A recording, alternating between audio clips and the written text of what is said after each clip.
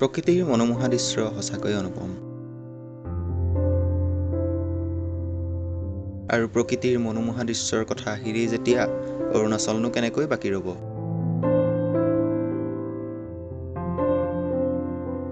উত্তৰ পূৰ্বাঞ্চলৰ অন্যতম এখন মনোমোহা ৰাজ্য অৰুণাচল প্ৰদেশ। ইয়াতেই আছে হাজাৰ হাজাৰ মানুহৰ অন্তৰ চুই যোৱা প্ৰকৃতিৰ মনোমোহা দৃশ্য। আৰু তাৰে মাজৰ এখন ঠাই হ'ল মায়দিয়া পাছ।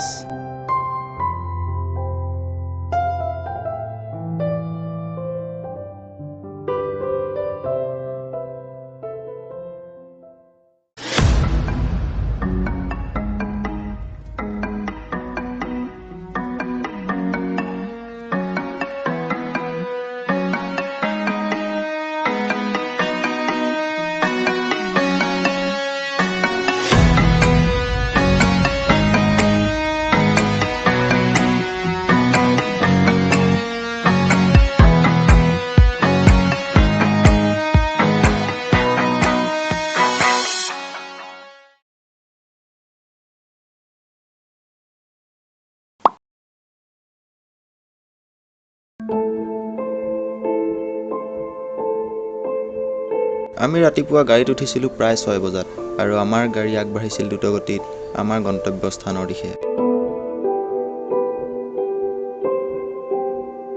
ৰাতিপুৱা ঠিক 7 বজাত আমি যোৰহাট পাৰ হ'লোঁ আৰু ঠিক 8:30 আমি শিৱসাগৰ পালোগৈ। আৰু 9 বজাত হোৱা শিৱসাগৰৰ গাড়ী জামৰ বিষয়ে অৱগত নকৰিলেও হ'ব। সেই চেগতে আমি শিৱসাগৰতে অলপ সময় ৰৈ ৰাতিপুৱাৰ আহাৰ গ্ৰহণ কৰিলোঁ। বেছি দেৰি নকৰি আমি আকৌ আগবাঢ়িলোঁ আমাৰ লক্ষ্যস্থানলৈ আৰু ঠিক 1মান বজাত ডিব্ৰুগড় পাৰ হৈ 2:30 আমি তিনিচুকীয়া পালোগৈ।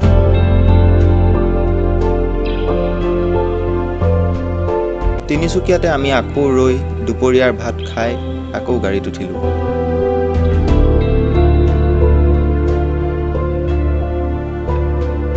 দুপৰীয়াৰ ভাত খোৱাৰ পাছৰে পৰা আমাৰ মাজত বাৰ্তালাপ বন্ধ। সকলোৱে গতি কৰি থকা গাড়ীৰ ভিতৰতে জিৰণি লৈছে। সেই সময়ছোৱাত কাৰো অনুমান নাই আমি কিমান দূৰ অতিক্ৰম কৰিলোঁ। মাত্ৰ মোৰ দাদাস্বৰূপ নিপুদাই গাড়ী চলাই আছে। প্ৰায় 3:30 যোৱাৰ পাছত কোনোবাই মাত লগালে। আমি ঢলা শদিয়া দলং পালোঁহি, যিখন দলঙৰ প্ৰকৃত নাম ডক্টৰ ভূপেন হাজৰিকা সেতু। আৰু এই দলংখনৰ দৈৰ্ঘ্য প্ৰায় 10 কিলোমিটাৰ। আৰু এইখনেই সেইখন দলং যিখন পানীৰ ওপৰেৰে পাৰ হোৱা ভাৰতৰ আটাইতকৈ দীঘল দলং।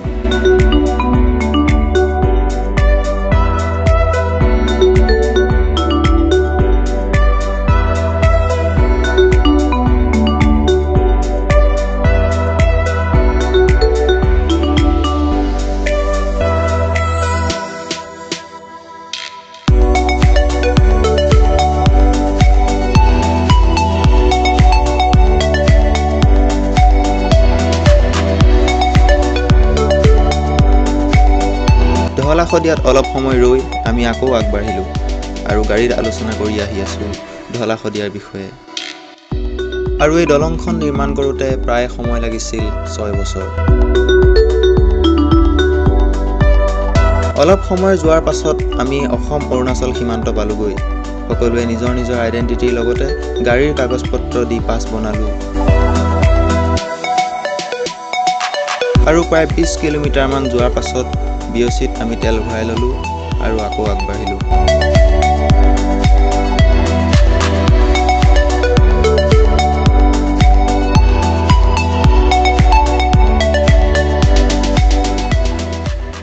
অৰুণাচল সোমোৱাৰ পৰা গাড়ীৰ পৰা নমাই নাই, এতিয়া প্ৰথম নামিছোঁ এইডোখৰতে। আৰু ইয়াতে চাওক ডাঙৰ ডাঙৰ কচু গছ আছে ৰাস্তাৰ কাষতে। আমাৰ সেইফালে হোৱা হ'লে কাটি নি গৰুকে গাহৰিকে চবকে দানা বনাই খুৱাই দিলেহেঁতেন। আৰু এই ঘৰটো চাওক বাঁহেৰে বনাইছে, কিন্তু দুমহলীয়া, খুঁটাকেইটা পকা বাৰু, তথাপিও তামা আমাৰ এতিয়া লগাইছে। আৰু এতিয়া ধন্যবাদ দিব লাগিব আমাৰ গাড়ীখনক। ইমান পুৰণা হ'ল যদিও মাল তাগৰা হৈ আছে, মানে একো প্ৰব্লেম নিদিয়াকৈ ইমান দূৰ লৈ আহিছে। তো মইতো কওঁ বাপ of all curse Maruti Suzuki.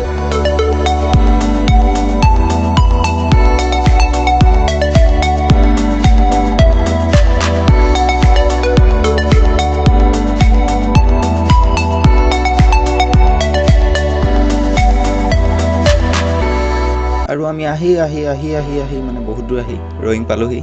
তাৰপিছত আমি এতিয়া চাহ তাহ খাই ল'ম, তাৰপিছতে হোটেল বিচাৰিম। বিচাৰি হোটেল পাই গ'লোঁ। এটা ৰুমেই লৈছোঁ, 3খন বিচনা আছে। আমি 4টা মানুহ আহিছোঁ, হৈ যাব যেনে তেনে মিলাই কৰি সোমাওঁ। আৰু আমি ৰাতিৰ ভাতটো বহুত সোনকালে খাই দিলোঁ, মানে 7:30মান বাজিছে এতিয়া। ভাতটো খাই ল'লোঁ। আৰু ৰাতিৰ ৰয়িংখন বৰ বেছি ব্যস্ত নহয়, মানে গাড়ী ঘোঁৰাবিলাক অলপ কম আমাৰ সেইফালতকৈ, প্ৰদূষণো কম চাগে। বাৰু যিয়ে নহওক, কিন্তু ইয়াত এটা বস্তুৱে ভাল লাগিলে, ইমান মানে ভটভটাই যোৱা মক্কেলবিলাক নাই, মানে বাইকত ডাঙৰকৈ চাউণ্ড উলিয়াই পেলাই ৰাতি যে সন্ধিয়া যেই অহা যোৱা কৰি ফুৰে, ভদ্ৰ ল'ৰাবিলাক অলপ। আৰু ৰাতিৰ ভাত সাজ খাই আমি সোনকালে শুই থাকিলোঁ, কাৰণ পাছদিনা উঠি সোনকালে যাব লাগিব। ৰাতিপুৱা হ'ল, এতিয়া মই শুই উঠি বাহিৰলৈ ওলাই আহিছোঁ। আৰু আমি যিখন হোটেলত আছিলোঁ সেই হোটেলখনৰ নাম হৈছে DS হোটেল। আৰু ইয়াতে ফ্ৰীকৈ গাড়ী পাৰ্কিং কৰিবলৈ দিয়ে, বেলেগত দিয়ে নিদিয়ে সেইটো নাজানো বাৰু। আৰু এইটোৱে হৈছে সেইটোৱে ৰুম, আমি যিটো ৰুমত কালি ৰাতি আছিলোঁ। মানে কালি ৰাতিটো ইয়াতে থাকি দিলোঁ। আৰু এতিয়ালৈকে নিপুদা আৰু ৰতন দা দুয়োটাই উঠিছে, এইটো শুই উঠা নাই। কালি ৰাতি বহুত দেৰিলৈকে গেম খেলিছে, ক'ত এতিয়াই উঠিব। বাৰু যিয়ে নহওক, আমি এতিয়া যাম মায়'দিয়া, চব ৰেডি হৈছে। এতিয়া প্ৰায় কেইটা বাজিছে, 9:40, 6:40 হৈছে। এতিয়া আমি গৈ আছোঁ মায়'দিয়া লাষ্ট। তো এতিয়া ৰয়িঙত আছিলোঁ,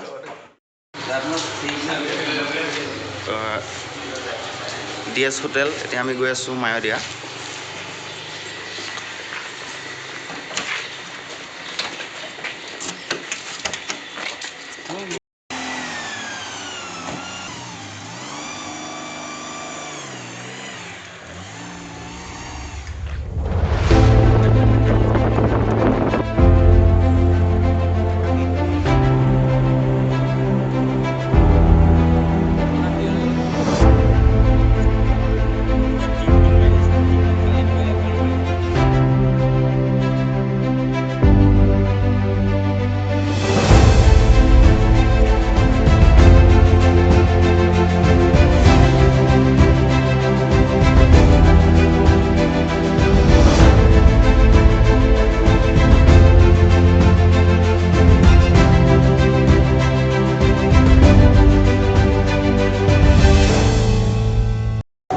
আমি যিহেতু অসমীয়া, গামোচা লৈ আহিছোঁ, এই ছিট বেল্ট লগাই লৈছোঁ যে নাই ওলোৱা।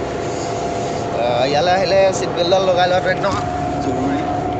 মোবাইলে হৈ গৈছে, ছিট বেল্ট লগাই লোৱাটো একদম অতিকে প্ৰয়োজনীয়। এইটো লগত আছে ধ্ৰুৱজ্যোতি হিলেদেৰি। নমস্কাৰ দেই। নমস্কাৰ। নিপু শইকীয়া ড্ৰাইভ কৰি আছে। ছিট বেল্টডাল লগাই লোৱাটো একদম জৰুৰী। লগাই লোৱাটো মানে নলগালে নিজৰ টকা আৰু। আপোনালোকো আহক আহক, গম পাব। মইতো কওঁ ছিট বেল্টডাল লগাই লওক, যদি নলগাই গম পাই যাব।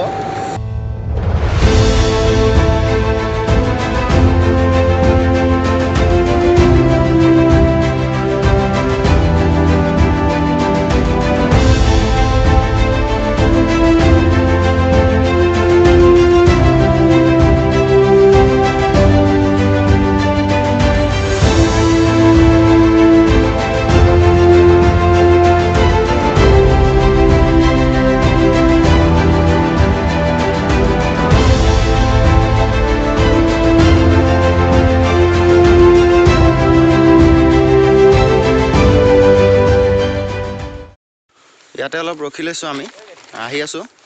এইখিনিতে আমি অলপ ৰখি লৈছোঁ, কাৰণ গাড়ীখনৰ টেম্পাৰেচাৰ মিটাৰ হাই দেখুৱাই আছে। আপোনালোক নৰখাকৈও গৈ থাকিব পাৰিব বাৰু। এখেত পূৰা ফটো মৰাত ব্যস্ত। মোকো ফটোখন মাৰ ঐ।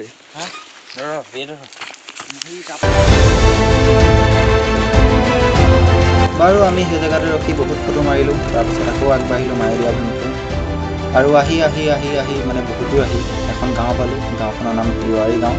আৰু এই গাঁওখনত প্ৰায় 20 ঘৰ বা 25 ঘৰমান মানুহ আছে, আৰু দোকান এখনেই আছে। কেতিয়াবা বন্ধ থাকে, কেতিয়াবা খোলা থাকে। আমি বাৰু খোলাই পালোঁ, কিন্তু বস্তুবিলাকৰ দাম বৰ বেছি।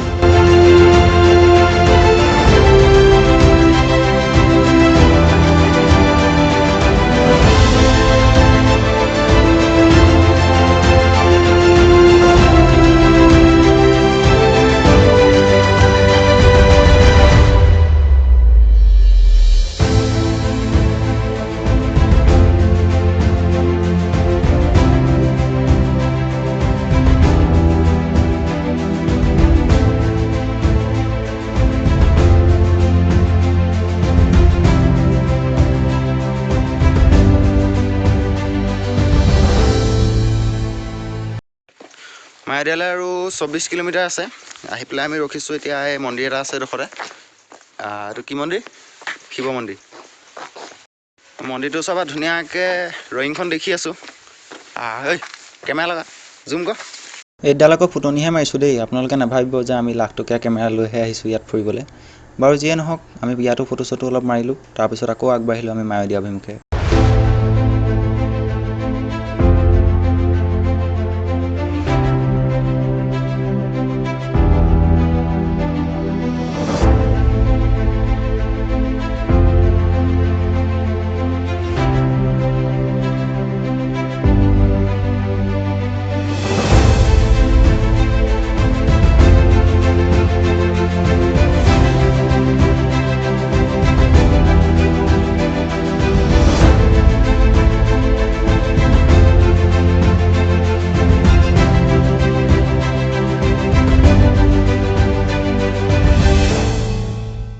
আৰু শেষত আমি পাই গ'লোহি আমাৰ গন্তব্যস্থান। আৰু আমি ৰৈ অহাৰ কাৰণে অলপ সময় লাগিলে, প্ৰায় 2 ঘণ্টা সময় লাগি গ'ল। কিন্তু এতিয়াও ইয়াত বৰফ পৰিয়ে আছে। আমি ভাবিছিলোঁ যি ৰ'দ দিছে বৰফ দেখিবলৈ পাওঁ নে নাপাওঁ ঠিক নাই, কিন্তু বৰফখিনি দেখি মনটো ভাল লাগি গ'ল। বাকী বাদ দিয়ক, এতিয়া চাওক মায়দিয়াখন দেখিবলৈ কেনেকুৱা। আৰু এইখিনিতে এটা কথা ক'বলৈ থাকি গৈছিলে। মায়দিয়া শব্দটোৰ অৰ্থ হৈছে মায়ো মানে মাদাৰ অফ গুডেছ, দি মানে ৱাটাৰ, আৰু ইয়া মানে মাটি। মানে অসমীয়াত ক'বলৈ গ'লে জল আৰু স্থল দেৱীৰ মাতৃ। যিয়ে নহওক, লাষ্ট আমি পাই গ'লোহি মায়দিয়া। আৰু এতিয়া নামিছোঁ গাড়ীৰ পৰা। দেখা যাব কিমান কি হয়। আমোদজনক হয় নে এতিয়া ৰখালেই হয়। এনেই পইচা খৰচ কৰি ছিকিম ক'ৰবাত কিবা কিবি চাবলৈ যোৱাতকৈ অৰুণাচল হওক আৰু বৰফ চাওক। অকল বৰফখিনি চোৱা বুলি নহয়, আৰু ধেৰ কিবা কিবি আছে বাৰু চাবলৈ। এইখিনি বৰফ।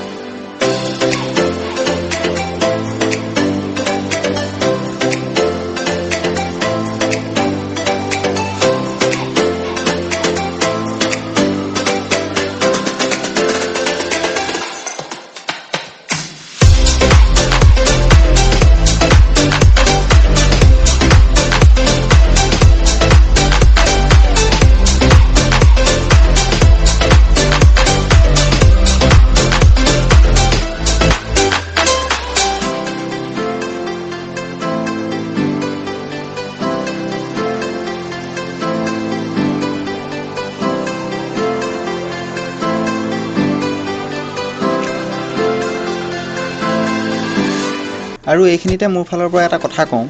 চাওক, মোৰ ভিডিঅ'টোত দেখাতকৈ বহুতেই ধুনীয়া মায়দিয়াখন।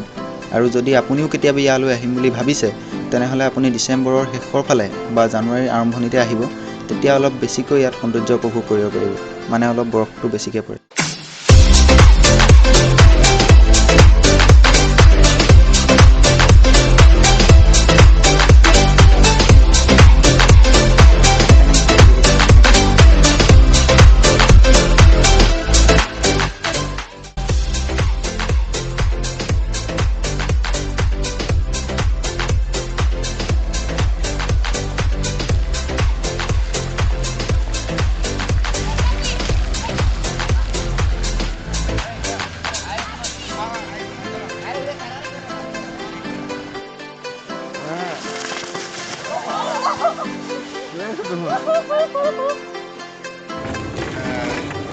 মায়দিয়া চালোঁ, বেয়া নহয়। আপুনি কেনেকুৱা পালে বাৰু? বঢ়িয়া বঢ়িয়া। এই ক্লাছ কেনেকুৱা পালি? বেয়া ফটোৱা বহিটোকে ধাম এই ধামকৈ পৰিলে কাৰণে বেয়া পাইছে।